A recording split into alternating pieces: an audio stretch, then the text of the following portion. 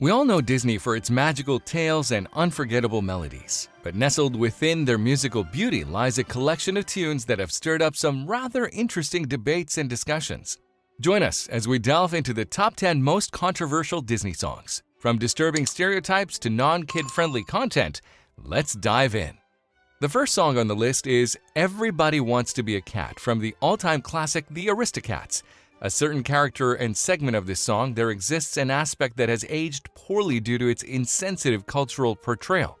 Despite being widely enjoyed and created by the renowned Sherman Brothers, a problematic element appears when the Siamese cat Shun Gon joins in the song. Shun Gon sings with a heavy Chinese accent, a portrayal that relies on cultural stereotypes, and on top of that, it is performed by Paul Winchell, a white American voice actor.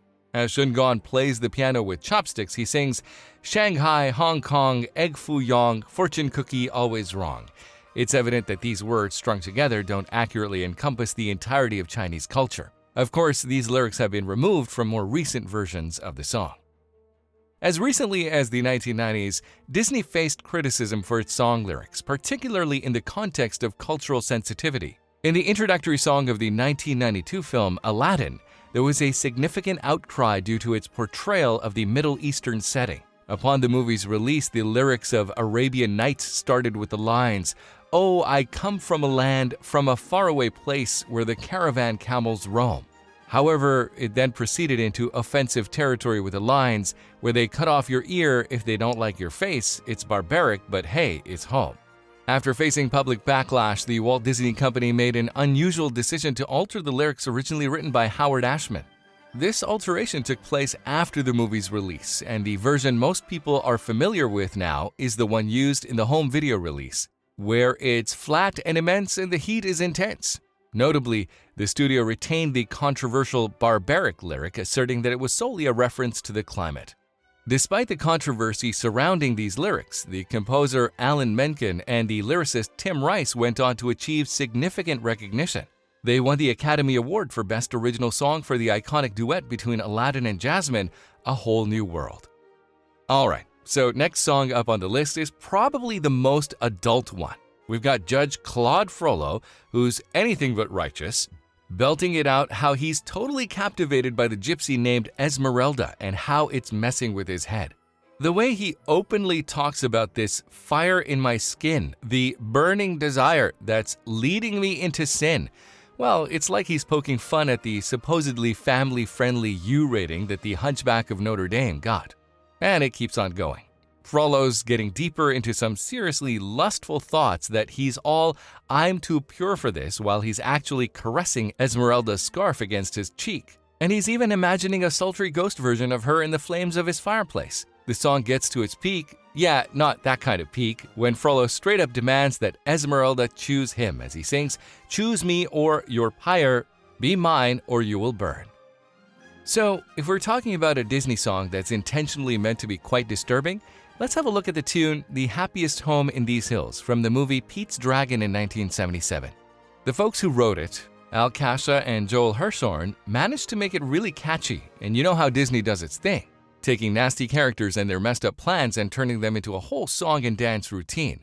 But if you listen closely, you'll realize there's some seriously messed up stuff hidden behind the catchy melody. So, there are these hillbilly characters called the Gogans who are just plain mean. They got to Pete to work on their farm, and in this song, they're basically listing all the horrible things they want to do to the poor kid once they catch him. And I'm not just talking about one or two terrible ideas, it's a whole messed up list. They want to gag him, drown him, hang him, eat him, and even tie him to a railroad track. And get this, they're like, yeah, we're gonna paw at him and then saw him in half, and when he's begging for mercy, we'll just laugh it off. Alright guys, I know what you think.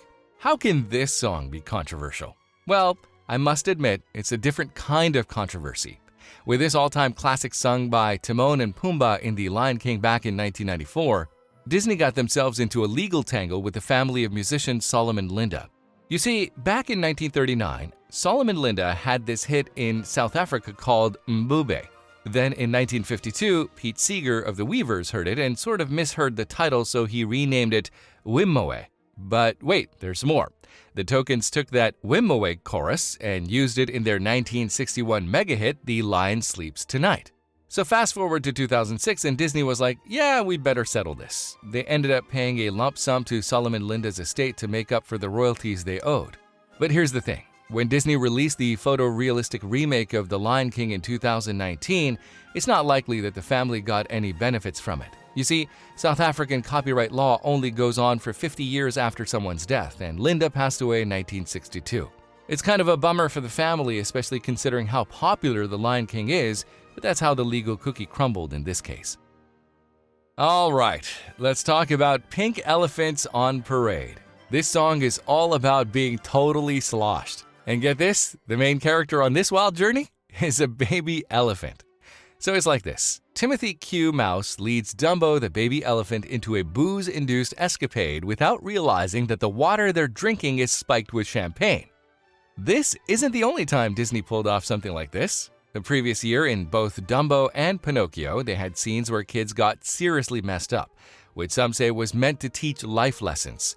Interestingly, this particular scene got axed from Tim Burton's recent remake, but there's a nod to it when Danny DeVito's ringmaster warns the clowns, "No booze near the baby."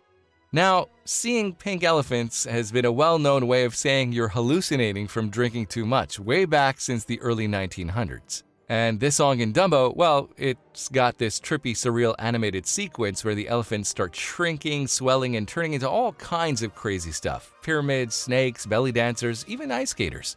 It's like a wild acid trip before acid trips were even a thing. Pocahontas stands out as one of Disney's films that's pretty obviously riddled with controversy. They took the real-life story of a Native American woman and basically reimagined it to get rid of the less-than-pleasant bits. Instead, they shoved in this forced fake romance between her and John Smith. Now, let's talk about the song Savages. It's a song that could easily rub people the wrong way, and it certainly did for Irene Bedard, the voice behind Pocahontas. Her first reaction was something like, why did they even go there? She found the word so fraught like it's loaded with issues. Now, to be fair, the song does try to show that the label of savage is being thrown around at both sides. Stephen Schwartz's lyrics try to highlight the misunderstandings between these two cultures, but there's a bunch of racially charged language in there. They talk about skin being hellish red or milky hide. Even in the realm of Disney, where traditional fairy tales rule, the concept of princesses has felt the influence of feminism and the evolving role of women in society. Take this song, composed by Frank Churchill with lyrics by Larry Morey back in the 1930s. It's basically all about waiting around for a prince to come to the rescue. It's a pretty passive and outdated stance. Lines like, "And away to his castle we'll go, to be happy forever I know," don't quite align with what young girls are being encouraged to aspire to these days. We're living in an era of characters like Merida, Moana, and Elsa. They take the reins of their own stories and aren't just aiming to snag a prince as their ultimate life goal. Even real-life Disney stars like Kirsten Bell and Keira Knightley have spoken up against this old-school portrayal. Guess what? There's actually a striptease scene in a Disney animated movie. Say hello to the Great Mouse Detective. It's like Sherlock Holmes, but in the mouse world. This film comes from that tricky period for Disney right before the whole Disney Renaissance kicked off with The Little Mermaid at the end of the decade. Just like the situation with Hellfire, what's happening on the screen gives this song a vibe that's definitely not all kiddie-friendly.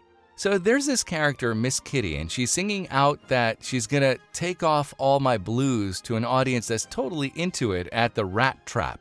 She goes ahead and whips off her skirt and bam! There's a gartered leg and a cheeky bum wiggle in the air, all while she's promising, "There's nothing I won't do just for you." Yeah, the message there is pretty loud and clear. From one of Disney's most controversial films comes a song that's a total classic, Zippity-Doo-Dah. Composer Ali Rubel and lyricist Ray Gilbert even snagged an Oscar for Best Original Song because of it. When you listen to it outside its original context in Song of the South, it's this carefree, easygoing tune about a happy day and sunshine on the horizon. Plenty of sunshine heading my way. But hold on, context is key here. The guy singing it, Uncle Remus, is a problematically overly cheerful black man who, in the past, was enslaved. To make things even worse, in the film, Uncle Remus paints this rosy picture of the past and says stuff like, If you'll excuse me for saying so, 'twas better all around.